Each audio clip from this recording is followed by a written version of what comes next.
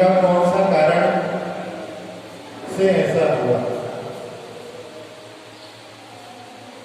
श्रीपाल चरित्र में उनके पूर्व भव का वर्णन आता है और पूर्व भव में श्रीपाल श्रीकंठ नाम के विद्याधर राजा थे और उनकी पत्नी का नाम श्रीमती था, जो नैना का ही जीव था। और उस भव में एक मुनिराज के आहार कराने के बाद में अनुव्रतों को उन्होंने, उनकी पत्नी ने अपने पति को दिलवा दिया और बाद में अपनी संगति के कारण उन्होंने कहा कि महाराज जी आ जाते, जबरदस्ती नियम दे जाते हैं, चले जाते हैं। तो उन्होंने जैन धर्म की श्रद्धा मन से तोड़ करके और एक मुनिराज को, जो कि गौर वर्ण के थे लेकिन स्नान व्रत के धारी होते, स्नान नहीं करते, उनके शरीर पर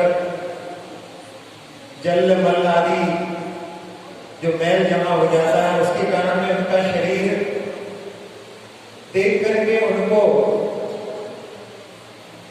उस श्रीकंठ राजा ने कोड़ी कोड़ी कह करके उनको ये कोड़ी है। और उस समय में उनके 700 सेवक जो थे वो सभी उनकी हाँ में हाँ मिला करके हंसी करते। उसके बाद एक मुनिराज जो 1 वर्ष का उपवास करके आहार की पालना किए जा रहे थे, उन महाराज को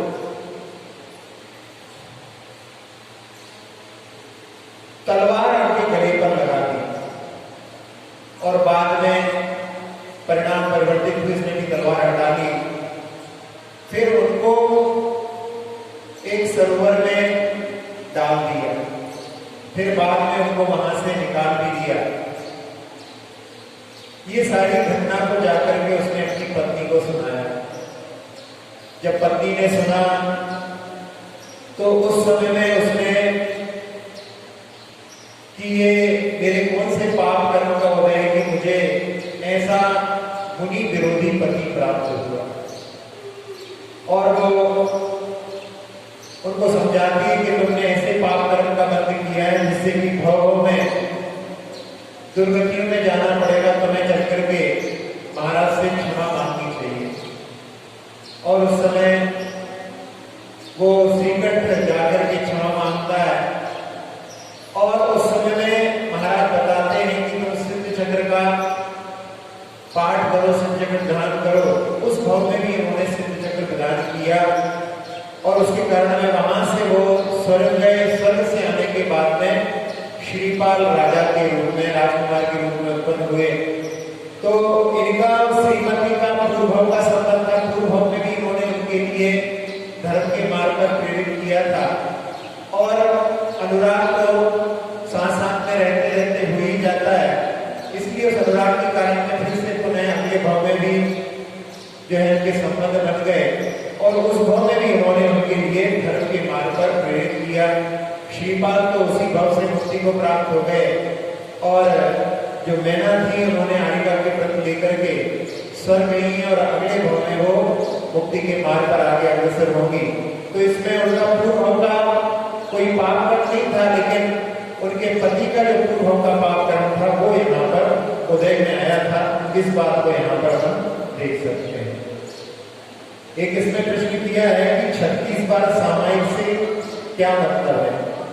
शाम के समय में आचार्य श्री जब प्रायश्चित देते हैं तो 4 उंगलियों को उठाते हैं, तो 4 उंगलियों का प्रतीक वहां पर 36 बार नमोकार मंत्र का है।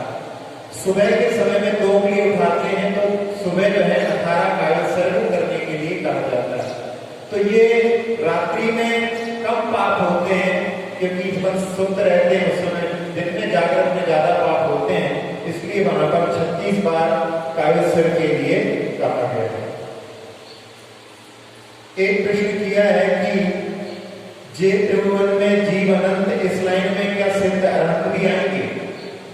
वैसे तो सारे संसार के प्राणी सुख की इच्छा करते हैं, लेकिन यहाँ पर उन्होंने परम सुख को प्राप्त कर लिया है तो वो तो इस पंक्ति में अपन वैसे सामान्य रूप से शामिल करना चाहें तो कर सकते हैं, लेकिन यहाँ पर सभी जीवों के लिए यदि पर विशेष रूप से देखें तो यहाँ पर जो जीव संसार में परिभ्रमण में लगे हुए हैं उन जीवों के लिए यहाँ पर कहा गया है कि इस त्रिभुवन में अनंत जीव हैं जो कि सुख को चाहते हैं और दुख से भयभीत होते हैं। उन्होंने सुख दुख से ऊपर उठ करके ऐसी परम अवस्था को प्राप्त कर लिया है, तो उनको अपन इसमें ग्रहण नहीं करें। एक प्रश्न किया है कि तीर्थ यात्रा पर जाने पर बहुत सारे लोग जाप माला पाठ आदि छूट जाते हैं, तो क्या हमारे पुण्य में कमी आती है? जब आप घर में रहते हैं, आपका घर में दिन में रूटीन फिक्स रहता है, उसमें आप बहुत सारी चीजों को कर लेते हैं। जब तीर्थ यात्रा पर होते हैं तो उस समय वैसी अनुकूलता नहीं मिल पाती है, इसलिए उस समय में आप इन पाठ आदि को नहीं कर पाते हैं। लेकिन तीर्थ यात्रा के द्वारा जो अपन अनुष्ठान आदि करते हैं या अपनी अच्छी तरह से अपनी यात्रा शुभ भावों के साथ करते हैं, उसमें ज्यादा निद्रा होती है। शुभ सागर सूरी की जो टीका है तत्वार्थ सूत्र की, उसमें उन्होंने तत्वार्थ वृत्ति में लिखा है कि घर से ज्यादा निद्रा मंदिर में होती है और मंदिर से ज्यादा निद्रा तीर्थ यात्रा में होती है और तीर्थ यात्रा से ज्यादा निद्रा तीर्थ क्षेत्र पर होती है। तो इस प्रकार से तीर्थ यात्रा आदि में भी रास्ते में भी यदि आप अपने कार्य जो कर नहीं पा रहे हैं, लेकिन फिर भी आप किसी तीर्थ के लिए गमन कर रहे हैं, जा रहे हैं, तो उस समय में भी वहां पर निद्रा होती है।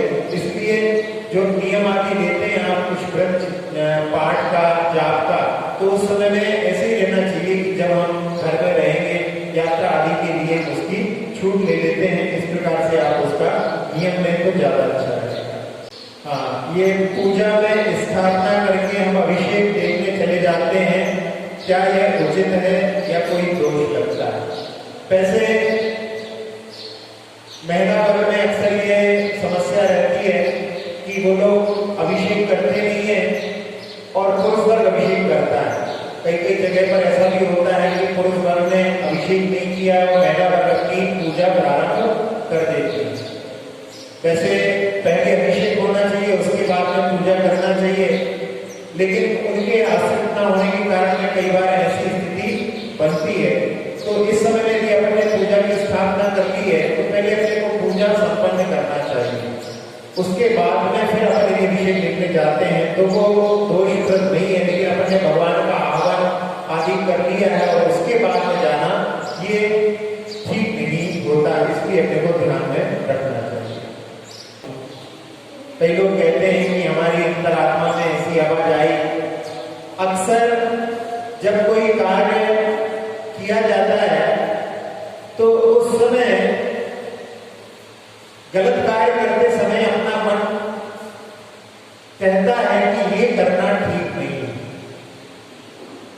वो अंतरात्मा की आवाज मानी जाती है। एक भिखारी था अमेरिका में एक सिटी में, और वो भीख मांग रहा था। एक कन्या ने आकर के उसके कप में कुछ कॉइन्स डाले और उससे कुछ बात भी की, उसने उसको धन्यवाद भी दिया, वो चली गई। बाद में उस भिखारी की दृष्टि उस कप के ऊपर गई तो उसमें कॉइन्स के साथ में एक एंगेजमेंट रिंग भी उसकी गिर गई और वो रिंग बहुत महंगी थी। और वहां पर वो भिखारी सोचता है कि मैं इसको लौटाऊं, कि इसको बेच करके इसमें इतना अच्छा पैसा मिलेगा, ऐसा वो सोच रहा था। यानी वहां पर अंतरात्मा की आवाज उसको कि इसको वापस कर देना चाहिए। और जो अनादिकाल के कसायों के संस्कार हैं वो उसको प्रेरित कर रहे थे कि इसको बेच करके अपना जीवन का स्तर सुधारना चाहिए। बहुत आपस में कश्मकश चलती रही। फिर वो बाद में उसको बेचने के लिए दुकान पर पहुंच गया। दुकान पर जाकर के जब उसने भाव पूछा तो वहां पर उसने $1000 उसके लिए लगाया। तो उसने कहा नहीं, इतने में नहीं। फिर बाद में बढ़ते बढ़ते $2000 पर पहुंच गया और उस समय में उसको कुछ ऐसा एहसास हो गया कि इसकी कीमत लगभग $4000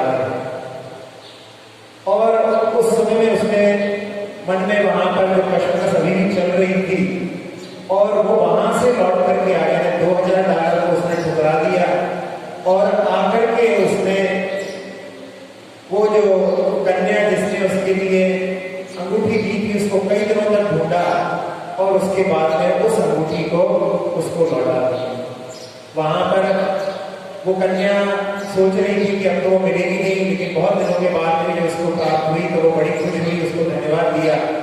और उसके बाद में उसके मन में ऐसे भाव आए कि इसने हमारे ऐसे बहुमूल्य चीज को लौटा दिया है तो मुझे इसके लिए कुछ करना चाहिए। फिर उस कन्या ने वहां अपने पति के माध्यम से इस जो कहानी को पूरी जीवन में घटित हुई उसके उस कहानी को उसने इंटरनेट आदि पर सब जगह शेयर किया और उसके माध्यम से उस भिखारी के लिए बहुत सारा फंड इकट्ठा किया। तब वहां पर जहां वो $4,000 की थी वहां पर $1,90,000 उस व्यक्ति के लिए उसने इकट्ठे करके और वहां पर उसके लिए दे दी। तो वहां जो संस्कारों की बात थी और अंतरात्मा की बात थी, दोनों के बीच में जो कश्मकश चल रही थी, वहां पर अंतरात्मा की जब विजय हुई तो उसके माध्यम से उसके लिए कितना फायदा हुआ। तो इसके माध्यम से हम समझ सकते हैं कि अंतरात्मा की भी आवाज होती है और अक्सर जब कोई व्यक्ति गलत कार्य करता है तो उस समय में उसके लिए प्रेरित करने वाली जो बात होती है उसको अंतरात्मा की आवाज कहा जाता है। अब यहाँ एक प्रश्न आज दिन में चर्चा में आया था कि लोगों का ऐसा कहता है कि हमारा धर्म ही श्रेष्ठ है। एक प्रश्न पहले लिया था कि हमारा धर्म सबसे प्राचीन है, साथ ही साथ में ये भी व्यक्तियों के मन में उत्पन्न होता है कि हमारा धर्म ही सर्वश्रेष्ठ है। इसके बारे में वैसे धर्म का जो पालन करते हैं, जो अनुयायी रहते हैं, उनका लक्ष्य क्या रहता है? बहुत सारे लोगों का तो केवल कि भगवान की आराधना करो, भगवान हमेशा भगवान पद में रहते हैं और भक्त हमेशा भक्त बना रहता है। लेकिन जैन दर्शन भक्त को हमेशा भक्त नहीं बनाए रखता, भक्त भी भगवान बनने की सामर्थ्य रखता है। इसके इस दृष्टि से देखा जाए तो जैन दर्शन बहुत सारे धर्मों से अलग जो है वहां पर प्रसिद्ध होता है, सिद्ध होता है। तो इस दृष्टि से अपन देखें कि मुक्ति के लिए क्या आवश्यक है। मुक्ति के लिए रत्नत्रय की बात की जाती है, सम्यक दर्शन, सम्यक ज्ञान, सम्यक चारित्र्य, तीन की एकता ही मुक्ति के लिए कारण होती है। तो उन तीनों की जब एकाग्रता होती है तब उस समय में ध्यान की स्थिति बनती है, जिसको शुद्धोपयोग आदि कहा जाता है। उस शुद्धोपयोग को जो कि निश्चय रत्नत्रय, जब तीन रत्न अलग अलग होते हैं तो व्यवहार रत्नत्रय कहलाते हैं, और जब तीनों मिलकर के एकमिक हो जाते हैं तो वो निश्चय रत्नत्रय या शुद्धोपयोग कहलाते हैं। वो केवल तभी संभव हो सकता है जब व्यक्ति बाहरी किसी भी चीज से अटैच नहीं हो, अपने शरीर के प्रति भी ममत्व जब छूट जाता है तभी जाकर के व्यक्ति उस अवस्था को प्राप्त कर सकता है।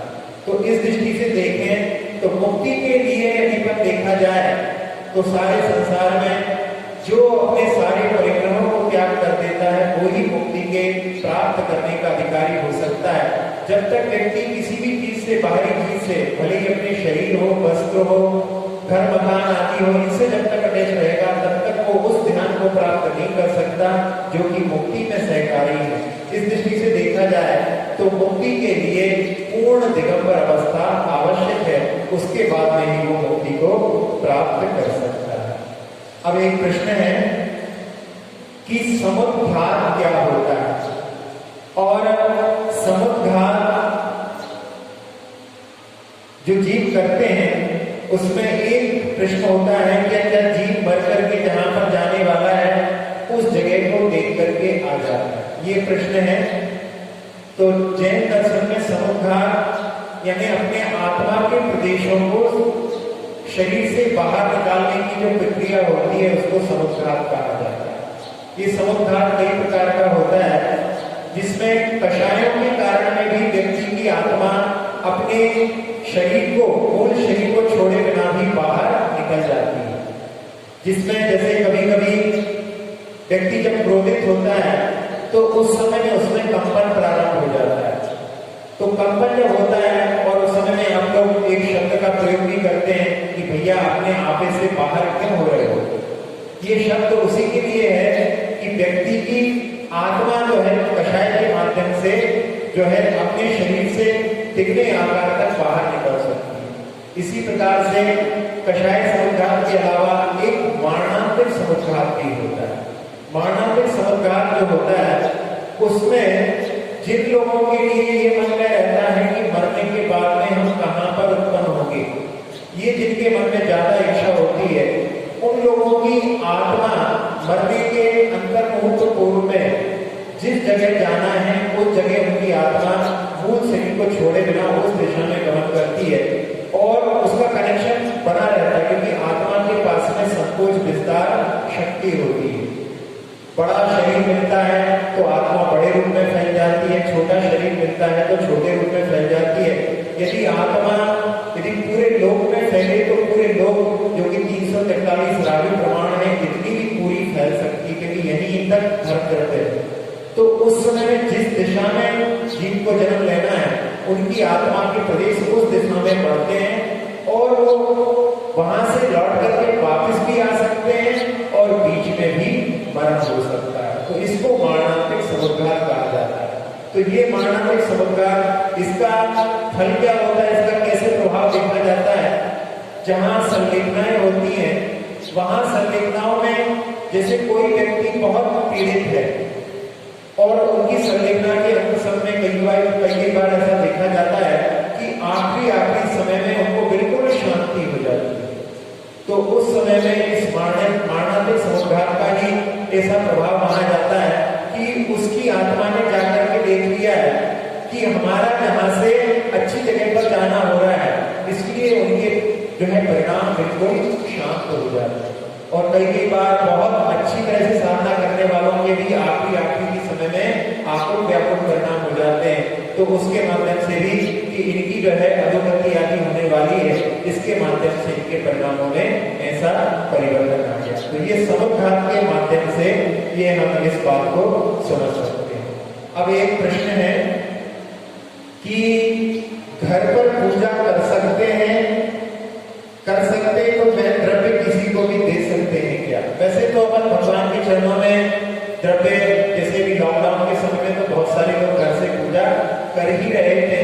कहीं कहीं पर ऐसी भी स्थिति बन जाती है कि जैसे आप ऐसी जगह पर रहे हैं जहां पर जिनालय नहीं है और जो भगवान की आराधना करने वाला है वो भगवान की आराधना करेगा, तो घर में भी आप अष्टद्रव्य के माध्यम से जिनवाणी आदि को स्थापित करके पूजा कर सकते हैं और उस द्रव्य को जो कुछ अपन ने चढ़ाया है उसको ऊपर आगे ही छोड़ सकते हैं, कहीं भी छोड़ सकते हैं, उसमें कोई बाधा नहीं है। तो इसलिए इसमें जो है कोई ज्यादा सोचने की बात नहीं है, क्योंकि द्रव्य का आलम्बन लेकर के ही अच्छे भाव लगते हैं। बिना द्रव्य के जो पूजन की जाती है उसमें श्रावक का मन उतनी अच्छी तरह से भाव पूजा तो साधुओं के लिए कहा गया है।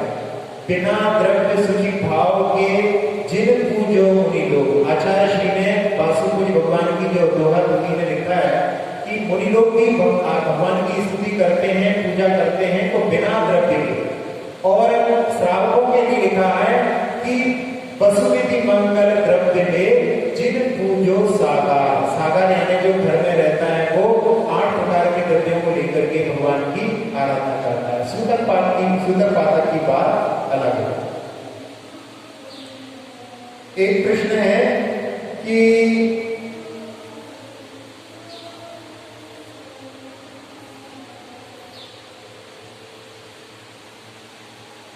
अभिषेक के समय मोबाइल रखना उचित है या नहीं? वैसे आप लोगों ने पढ़ा होगा, पेपर में भी देखा होगा कि मोबाइल आदि के लिए बहुत सारे वायरस का स्थान भी बताया जाता है। मोबाइल आदि का प्रयोग ज्यादा ऐसे पवित्र स्थानों पर करने से बचना चाहिए। एक और इसके साथ में रिलेटेड में कि भगवान के जो पूजा करते हैं उस समय में कई लोग जो है मोबाइल पर देख करके ही पूजा करते हैं।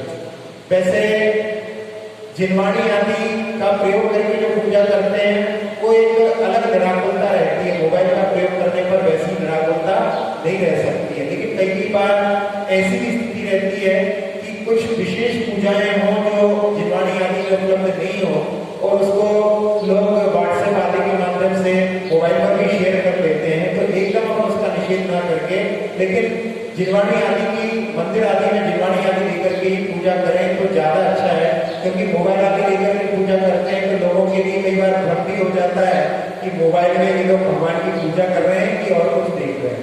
तो जो इमेज जाती है बाहर, वो इमेज जो है अच्छी नहीं जाती है। कई बार ऐसा हो सकता है उसके माध्यम से लोग, दूसरे लोग कुछ गलत भी निकाल सकते हैं, इसलिए अपने को उससे बचना चाहिए। अब एक प्रश्न है कि क्या जीव उत्पन्न होता है या मोक्ष जाते जाते ये संसार कभी पूरा खाली हो जाएगा? क्योंकि जनागम में कहा गया है कि 6 महीने 8 समय में 608 जीव मुक्ति को प्राप्त होते हैं। 608 जीव ही नित्य निगोद से निकल करके व्यवहार राशि में आते हैं। व्यवहार राशि जहां पर एक एक जीव का अलग अलग व्यवहार होता है प्रसादी में, लेकिन जो निगोद में रहते हैं वहां पर एक साथ में ही बहुत सारे जीवों का जन्म मरण और भोजन आदि सब चलता रहता है, इसलिए वो व्यवहार राशि नहीं कहलाती। तो ऐसे में 608 जीव 6 महीने 8 समय में निकलते जाएंगे। तो यहाँ प्रश्न ऐसा रखा गया है कि संसार खाली हो जाएगा। तो उनके लिए कहा है कि जो निगोदिया जीव होते हैं वो इतने संख्या में है और एक निगोदिया शरीर भी आज तक खाली नहीं हुआ। अनंत काल बीतने के बाद में एक निगोदिया का शरीर खाली नहीं हुआ। और यहाँ तक कहा है जिनवाणी में कि अनंत काल के बाद में भी आप प्रश्न करेंगे तब भी यही कहा जाएगा कि अभी तक एक निगोदिया का जीव खाली नहीं हुआ। यानी उस निगोदिया जीव जहां पर रहते हैं उसमें एक सुई की नोक की जगह पर अनंत जीव रहते हैं, इसलिए वो संख्या इतनी ज्यादा है। ज्योतिष का कितना महत्व होता है?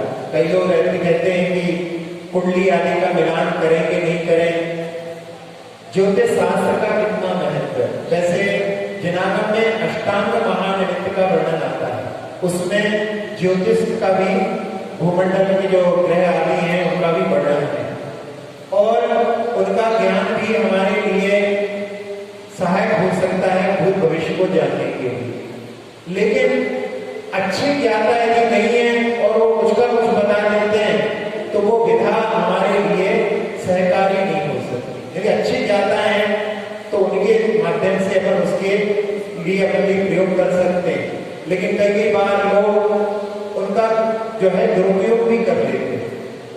एक बार एक व्यक्ति सुनाने लगा कि हम कैसे व्यक्तियों को बेवकूफ बनाते हैं। ज्योतिषी था, उसने कहा कि हम लोगों की गलतियों का फायदा उठाते हैं। हम एक बार एक जगह पर स्नान कर रहे थे, तो पास में एक व्यक्ति स्नान कर रहा था। उस व्यक्ति ने स्नान करने के बाद में जो सामान रखा था उसको देखा, वहां पर रुपयों को गिना उसने, और उसके रुपयों के गिनने को हम बिल्कुल पास से देख रहे थे और हमें समझ में आ गया कि इसकी जेब में इतने पैसे हैं और हम उसके पीछे लग गए। जब वो टिकट विंडो पर पहुंचा, उसने टिकट खरीदा, उसी दिशा का टिकट हमने खरीद लिया। जिस डब्बे में वो चढ़ा उसी डिब्बे में हम उसके पास जाकर के बैठ गए और हमारे तिलक आदि लगा हुआ था, टोपी आदि को देख करके किसी बगल वाले ने पूछा, आप तो ऐसा लगता है कि पंडित हैं, आपको तो हाथ वगैरह देखना आता होगा। तो उन्होंने कहा ये तो हमारा पेशा है। तो वो व्यक्ति जो बिल्कुल जिसके कि हमने पैसे गिन लिए थे इसकी जेब में, वही हमसे बोलने लगा कि तुम्हें पक्का पंडित तो तब माने जब तुम बता दो कि हमारी जेब में पैसा कितना है। चले हम तो ये चाहते ही थे। फिर हमने कहा कि यदि हम बता देंगे तो हमें तुम क्या दोगे? तो उस समय पुराने जमाने की बात है, उसने कह दिया कि हम तुम्हें 100 रुपए देंगे।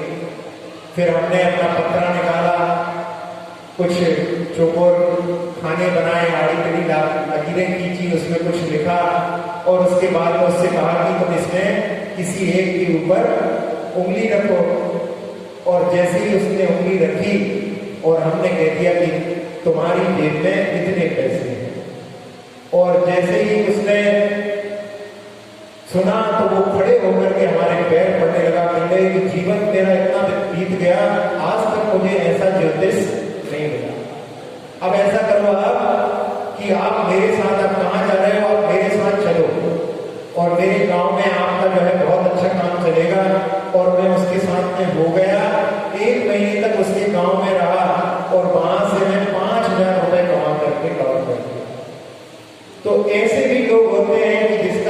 प्रयोग करके वो अपना उल्लू सीधा करते हैं, लेकिन यदि अच्छा कोई ज्ञाता है तो उसकी ज्योतिष का जो है प्रयोग करने में कोई बाधा नहीं है।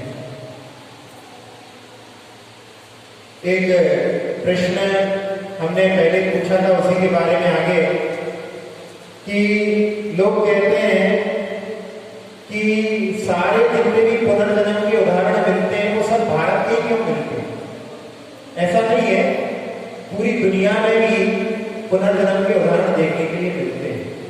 एक डॉक्टर ब्रायन वीज करके हैं अमेरिका के, जो पुनर्जन्म पर विश्वास नहीं करते, साइकियाट्रिस्ट थे, और एक बार वो अपनी एक पेशेंट का ट्रीटमेंट कर रहे थे और उसमें पास्ट लाइफ रिग्रेशन नाम की थेरेपी होती है, जिसमें पूर्व में कोई गलती हुई हो, उसके माध्यम से भी शरीर में कुछ विकृतियां उत्पन्न हो जाती हैं, तो उस गलतियों को वहां पर हिप्नोटाइज करके ले जा करके देखते हैं और उसमें उस गलती को वहां पर उसको दूर करने के लिए उसको मन से तैयार करते हैं।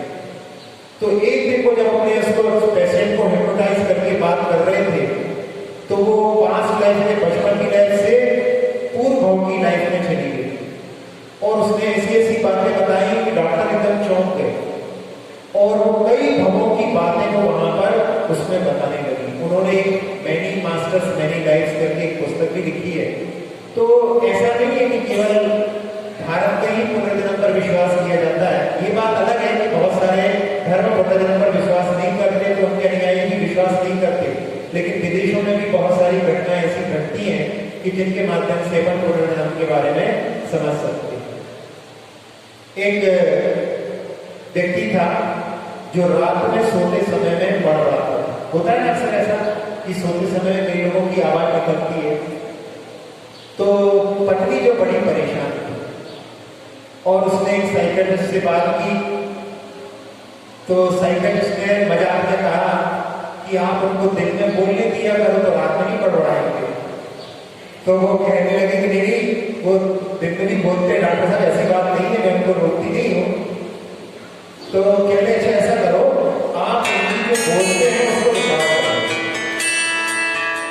और रिकॉर्ड करने के लिए कि वहां से जीव निकलते भी जाएंगे, लेकिन वो अनंत ऐसा है, वो अक्षय अनंत है। एक संक्षय अनंत होता है जो नष्ट हो जाता है, लेकिन ये अक्षय अनंत है। इतने जीव रहते हैं तो वो वहां पर नष्ट नहीं होंगे और जीव उत्पन्न नहीं होता, क्योंकि जीव एक द्रव्य है, द्रव्य उत्पन्न नहीं होता। द्रव्य जो है वो बिल्कुल वैसे ही है, द्रव्य में केवल परिवर्तन होता है। द्रव्य का इंग्लिश में शब्द जो किया जाता है लिक्विड, द्रव्य को क्या बोलते हैं? लिक्विड। लिक्विड का क्या होता है? लिक्विड यानी फ्लो करना, तो फ्लो होता है, वो यानी आगे बढ़ता है, यानी एक फॉर्म से दूसरे फॉर्म को प्राप्त होता है। वो ऐसा नहीं कि पहले कुछ नहीं था, वहां से कोई जीव की उत्पत्ति हो गई। अन्य लोग मानते हैं कि 5 भूत मिल गए उससे जीव उत्पन्न हो गया, ऐसा नहीं। जीव तो जो है हमेशा से है, बस केवल उसकी पर्याय बदलती रहती है। एक प्रश्न है कि संगीत के द्वारा पूजा आराधना का कितना महत्व है? वैसे जिनागम में जितनी भी स्तुतियां पूजा आदि लिखी गई हैं वो सब पद्य में है, और पद्य को जब पढ़ते हैं तो उसके साथ साथ में संगीत भी जुड़ सकता है। तो भगवान की आराधना करने के लिए यदि हम संगीत का सहारा लेते हैं और उससे हमारा मन उसमें और तल्लीन होता है तो वो हमारे लिए सहकारी है। लेकिन यदि हमारा मन भगवान से हट करके और कहीं पहुंच जाता है तो फिर बहुत बड़ा घाटा हो जाएगा। जैसे हमने एक बार पहले भी कहा था कि संगीत की लहरियों में कहीं से कहीं पहुंच जाते हैं, लेकिन मंत्रों के माध्यम से अपने को भगवान के चरणों में पुनः लौट करके आना है। लेकिन संगीत की लहरियों में भी कभी कभी ऐसे संगीत को भी बजा देते हैं जिससे कि कई बार व्यक्तियों को याद आ जाता है कि वो फलाना फिल्म हमने वहां देखी थी। यदि यहाँ पर बैठे बैठे कोई व्यक्ति थिएटर पहुंच गया तो ये बहुत बड़ी हानि होगी। हाँ, यदि कोई व्यक्ति का मन नहीं लग रहा है उसको लौटा करके यदि यहाँ पर लगाने में संगीत सहकारी होता है तो वो बहुत अच्छा माना जा सकता है। एक नैनानंद नाम के कवि हुए हैं जो भजन आदि लिखते थे। एक बार एक व्यक्ति, धनी व्यक्ति ने, उनका एक भांजा था जो बहुत अच्छा गाता था, लेकिन उसकी धर्म में बिल्कुल रुचि नहीं थी। तो उन्होंने, धनी व्यक्ति ने नैना नदी से कहा कि आप हमारे भांजे को धर्म में रुचि उत्पन्न कर दो। तो नैनानंद कवि ने उन व्यक्ति के लिए, जो जिसके लिए रुचि जागृत करना थी, उसकी उन्होंने परीक्षण किया। तो एक बार संध्या के समय में वो कहीं जा रहा था और कुछ गाता हुआ जा रहा था। तो नैनानंद कवि उनके पीछे पीछे उनकी संगीत गीत को सुनते हुए और उनके जहां तक वो गाता रहा वहां तक गए। और जाने के बाद उनसे जब वो रुक गए तो उनसे पूछा, आप तो बहुत अच्छा गाते हैं, आप यदि भगवान की आराधना अच्छे स्वर में, अच्छे कंठ में करें तो बहुत अच्छी प्रभावना हो सकती है। तो उन्होंने कहा कि मैं भजन नहीं गाता, मैं तो गीत, गजल, चौबोला आदि गाता हूँ। तो उन्होंने कहा कि यदि हम भगवान की आराधना भी गीत, गजल, चौबोला आदि चलते होंगे उस समय में, उसमें लिख दें तो तुम गा सकते हो? कहते हाँ, उसमें गाने में कोई बात नहीं। तो उन कवि ने उनको गजल आदि के रूप में उनको भगवान की आराधना को लिख करके उनको दिया। और वो व्यक्ति जो धर्म से विमुख था, वो भगवान के मंदिर में आकर के गायन करने लगा। और साथ साथ में उसके बहुत सारे लोग जो गाने बजाने वाले थे, वो सब लोग भी वहां पर आने लगे। और उसके माध्यम से थोड़े ही दिनों में उन सभी लोगों में इतनी जागृति आ गई कि वो जो धर्म से विमुख थे, वो धर्म के मार्ग पर आगे चलने लगे। तो संगीत आदि के माध्यम से भी यदि कोई व्यक्ति धर्म के मार्ग पर आगे बढ़ता है तो उसमें कोई बाधा नहीं।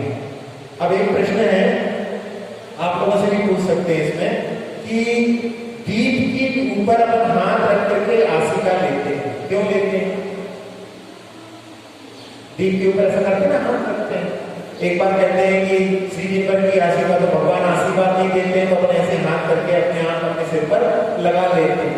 तो दीपक के ऊपर भी ऐसा हाथ रखा जाता है, क्यों रखा जाता है? कि महाराज जी, हम आपसे पूछ रहे हैं, आप हमसे पूछ रहे हो, लेकिन हम इसलिए पूछ रहे हैं कि हाथ तो सभी लोग रखते हैं, लेकिन क्यों रखा जाता है, इसके पीछे क्या कारण है?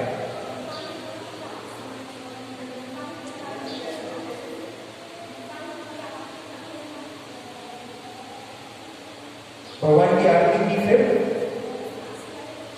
आसिका का अर्थ क्या है?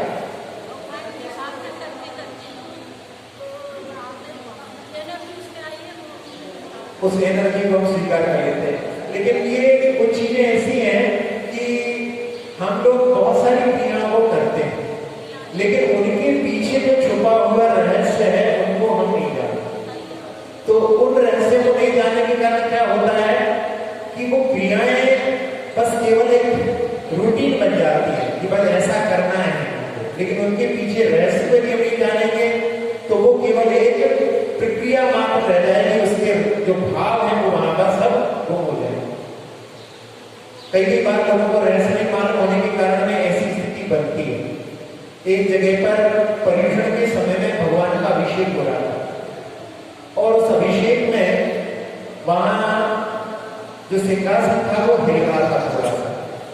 तो वहां पर एक सेठ जी थे, उन्होंने अपनी जेब से सोने चांदी के सिक्का निकाल करके उसके नीचे लगा, और ऐसा वो व्रत थे, अगले पर्युषण तक वो सर्व सिधार गए। अब अगली बार देखा पर्युषण में तो बहुत सारे लोग सिक्के रख के लेकर के आए,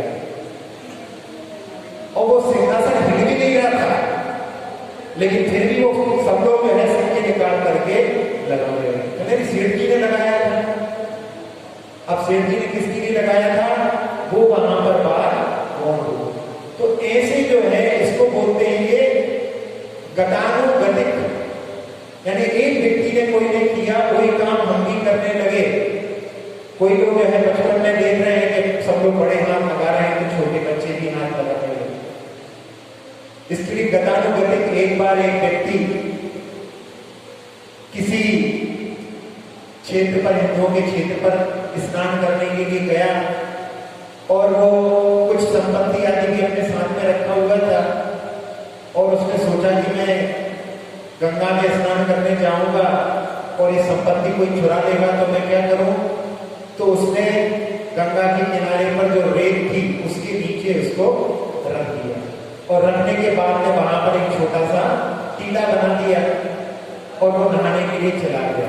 अब उस व्यक्ति को देखा कि इसने टीला बनाया है, तो सब लोगों ने सोचा कि भाई ये जब बना रहे हैं तो हम भी बनाते हैं। तो जब वो लौट करके वापस आया तब तक देखा वहां पर हजारों टीले बन चुके। अब वो सोचता है कि मैं कितने टीलों में खोजूं, मेरी चीज कहाँ चली। तो ऐसा होता है। तो ऐसी जो क्रियाओं के पीछे उसके रहस्य को नहीं जानने के कारण में ऐसी स्थिति होती है। तो जो दीपक के ऊपर हाथ रखा जाता है उसका रहस्य ये है कि दीपक जहां तक दिखाई दे रहा है उसके ऊपर भी उसकी ऊष्मा बहुत दूर तक रहती है। आप हाथ रखते हैं, आपको महसूस होगा वहां पर उसकी ऊर्जा ऊष्मा आपके हाथों तक पहुंच रही है। तो उसका अर्थ ये है कि जो दृश्य जगत है उससे ऊपर उठ करके अदृश्य जगत जैसे अरिहंत भगवान को दिखाई देते हैं, लेकिन अदृश्य जो सिद्ध भगवान होते हैं वो दिखाई नहीं देते। तो ऐसे दृश्य जगत से उठ करके अदृश्य जगत यानी सिद्ध पद को मुझे प्राप्त करना है, मेरा लक्ष्य सिद्ध पद है, ऐसी भावना से उस दीपक के ऊपर हाथ रखा जाता है। लेकिन ये रहस्य हमारा आगे को मालूम नहीं है, और गतानुगतिक जिसको की भेड़चाल बोलते हैं उस प्रकार से लेकर कर रहे हैं, तो फिर वो जो है हमारा सही लक्ष्य को प्राप्त नहीं करा सकता है। तो इसलिए हमें उसकी ओर दृष्टि रख करके भी कार्य करना चाहिए। कह दिया, और उसने एक रिकॉर्डर वहां पर जहां पर वो सोती वहीं पर अपने पति के पास में उसको रख दिया, और कई रात में उसकी रिकॉर्डिंग को उसने कर ली, और वो डॉक्टर को साइकियाट्रिस्ट को वो रिकॉर्डिंग दिखाई। जब उस रिकॉर्डिंग को उसने एनालिसिस किया तो उसने पाया कि एक सेंटेंस बार बार वो रिपीट करती है, और वो सेंटेंस था कि मैं एक बूढ़ी औरत का चित्र बना रहा हूं, और पैसे के लिए चित्र बनाना मुझे पसंद नहीं है, लेकिन मजबूरी है इसलिए मैं पैसे के लिए चित्र बना रहा हूं। फिर उन साइकियाट्रिस्ट ने आर्ट गैलरीज में खोज की। वहां पर बहुत सारी अमेरिका में आर्ट गैलरीज हैं जहां पर पेंटर अपने अपने चित्र बना करके टांगते रहते हैं। तो एक बहुत पुरानी आर्ट गैलरीज में जाकर के उन्होंने खोज की, तो एक कुबड़ी औरत का चित्र उनको दे दिया। एक कुब्जक संस्थान होता है जिसमें कुबड़ निकला रहता है, पीठ के ऊपर जो बना रहता है वो कोबड़ा कहलाता है। तो उस कुबड़ी औरत के चित्र को देख करके उन्होंने, और ये बात भी आप लोग जानते हैं कि जब कोई चित्र बनाता है तो अपना नाम अवश्य लिखता है। तो उन्होंने उसको देखा तो वहां पर लिखा हुआ था जेम्स कैरल बेकविथ। तो उन्होंने डॉक्टर साहब ने जेम्स कैरल बेकविथ की खोज की कि ये कहां पर हुए हैं। तो एक लाइब्रेरी में उनकी ऑटोबायोग्राफी भी मिली। ऑटोबायोग्राफी यानी उनकी आत्मकथा, और उस आत्मकथा को खोल करके जब उन्होंने देखा तो उसमें पाया कि वो सेंटेंस जो बोल रहे थे वो उसमें बिल्कुल हूबहू लिखे हुए। तब उस समय में उनका जन्म कब हुआ आदि जब पता पड़ा तो पता पड़ा कि जब ये व्यक्ति जेम्स कैरल के मरण को प्राप्त हुआ उसके कुछ महीने के बाद में यहाँ पर रॉबर्ट ब्रूनो का जन्म हुआ। यानी वही व्यक्ति मर करके जो पेंटर था वो अब जो है रॉबर्ट ब्रूनो के नाम से उत्पन्न हुआ। ऐसे पुनर्जन्म के सिद्धांत केवल भारत में ही नहीं सारे विश्व में देखने के लिए मिलते हैं। तो ऐसे पुनर्जन्म के सिद्धांत को, जो कि जैन धर्म का एक मूलभूत सिद्धांत कह सकते हैं, क्योंकि आत्मा कभी भी नष्ट नहीं होती, आत्मा की केवल पर्याय बदलती हैं, इसको अपन इसके माध्यम से समझ सकते हैं। अब एक प्रश्न किया है जो कि आखिरी प्रश्न है कि आदत पड़ जाती है तो उसको कैसे छोड़े।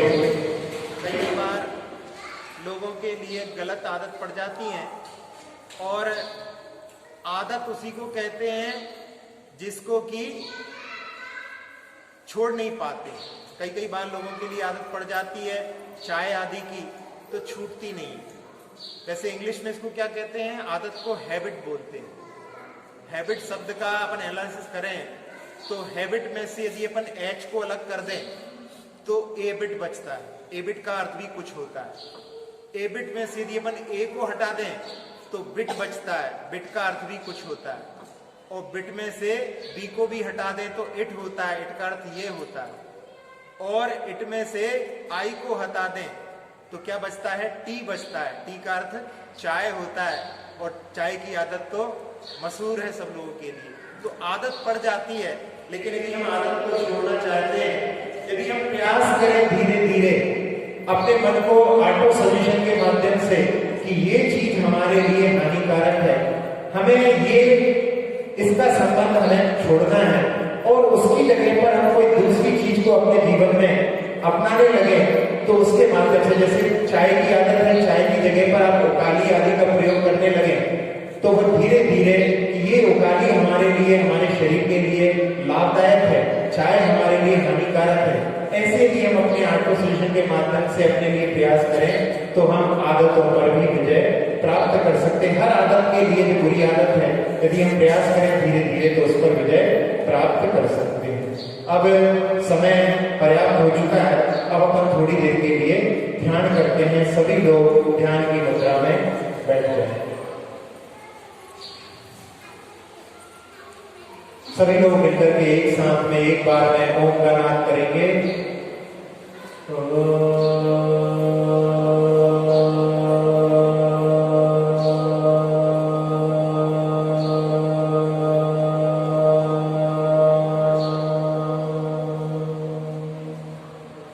प्रणव मंत्र के माध्यम से मन पूरी तरह से शांत हो चुका है। मन रूपी पंछी को उड़ान देते हुए पहुंचते हैं शत्रुंजय गिरी पर्वत पर। गुजरात का एक पर्वत जहां पर हजारों श्वेतांबर मंदिर के बीच में एकमात्र दिगंबर जैन मंदिर है, जहां पर 3 उपसर्ग केवली की प्रतिमाएं बनी हुई हैं। 5 पांडवों में प्रथम 3 पांडव इसी धरा से मुक्ति को प्राप्त हुए। वो समय था नेमिनाथ भगवान के शासन काल का, जब 5 पांडव नेमिनाथ भगवान की वाणी को सुनकर के वैराग्य को प्राप्त हुए। उन्होंने सभी अंतरंग बहिरंग परिग्रह को छोड़कर के जैनेश्वरी दीक्षा को स्वीकार किया और उस पर्वत के ऊपर जाकर के उन्होंने तप किया। वहां पर दुर्योधन का कोई रिश्तेदार उनको देख करके कि इन्होंने हमारे रिश्तेदार का वध किया है और वो उनसे बदला लेने के लिए उनके शरीर के ऊपर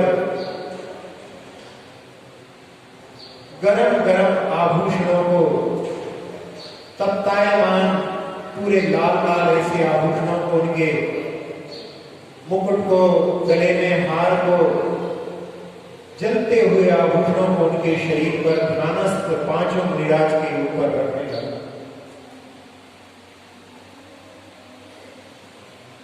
तीन बड़े युधिष्ठिर मुनिराज, भीम मुनिराज और अर्जुन मुनिराज उस उपसर्ग को संतान के साथ में सह करके अपने आत्म तत्व में लीन हो गए और 2 नकुल और सहदेव मुनिराज मन में सोचने लगे कि ये ज्येष्ठ मुनिराज वृद्ध हो चुके हैं, ये कैसे इस पीड़ा को सहन कर रहे होंगे। हम तो अभी युवा हैं, इस पीड़ा को हम तो सहन कर सकते हैं। ऐसा ध्यान उनका उन मुनिराज के प्रति धर्मानुराग के कारण चला गया। और वो शुक्ल ध्यान को प्राप्त नहीं हो पाए, जिस शुक्ल ध्यान को ज्येष्ठ तीनों मुनिराजों ने प्राप्त कर लिया। और शुक्ल ध्यान के माध्यम से बाहर से शरीर जल रहा था, अंदर से उन्होंने ध्यान रूपी अग्नि को प्रकट कर लिया और अपने द्रव्य कर्म, नौ कर्म, भाव कर्म को नष्ट कर तीनों मुनिराज ने निर्वाण को प्राप्त कर लिया। और दो मुनिराजों ने वहां पर मुक्ति को न प्राप्त करके सर्वार्थ सिद्धि स्वर्ग को प्राप्त किया। थोड़ा सा ध्यान बाहर की ओर रह गया था, अपने आत्मा में लीन नहीं हो पाए थे, इसलिए अब अगले भाव में मनुष्य बन करके नियम से वो मुक्ति को प्राप्त करेंगे।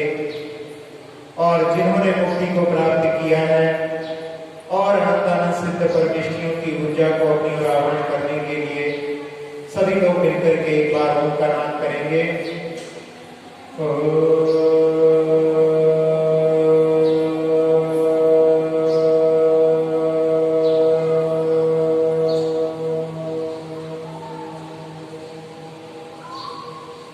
अनंतानंद सिद्ध परमेष्ठियों की ऊर्जा बरस रही है। ब्रह्मरंध्र के माध्यम से उसने मस्तक में प्रवेश कर मन के सारे विकारों को दूर कर दिया है। नेत्र, नासिका, मुख, कर्ण सबके विकारों को दूर कर मुख को सूर्य के समान चमका दिया है। कंठ के विकार, फेफड़ों के विकार, हृदय के विकार को दूर कर वो ऊर्जा उदर में छोटी आंख, बड़ी आंख, किडनी, लीवर आदि सभी अंतरंग अवयवों को रोगों से मुक्त करती हुई रीढ़ की हड्डी, पीठ, कमर, कंधों, गर्दन की पीड़ाओं को हरते हुए हाथों में प्रवेश कर रही है। टिमनी तक, कलाई तक, उंगली के एक कोरे तक पहुंच करके इस ऊर्जा ने हाथों के समस्त तकलीफों को दूर कर दिया है। जंघाओं, घुटनों की सारी पीड़ाओं को हरते हुए पिंडलियों, टखनों, एड़ियों, तलवों, अंगूठे से सभी इंद्रियों को अपने आगोश में लेकर के पूरे शरीर को, पूरे शरीर की त्वचा को, एक एक प्रदेश को निर्विकार, निरामय, निरोगी बना दिया है। जैसा लाभ सिद्धों की ऊर्जा का हमने प्राप्त किया, सारे संसार को मिले, ऐसी भावना से इस ऊर्जा को पूरे लोक में फैलते हुए देखें। और भावना सुखी रहे सब जीव जगत के,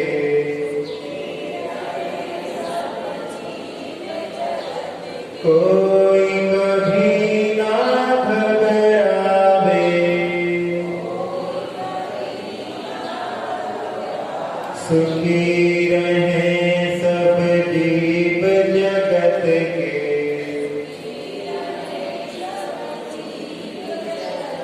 कोई कभी ना घबरावे,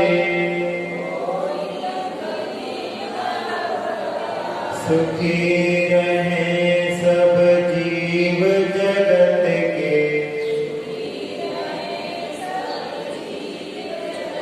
कोई कभी ना घबरावे।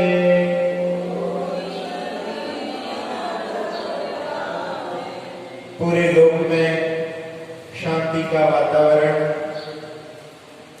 उस शत्रुंजय गिरी से जिन मुनिराजों ने मुक्ति को प्राप्त किया है उनकी ओर दृष्टि डालते हुए यहीं पर विराम लेते हैं। अक्षर पद मात्रा से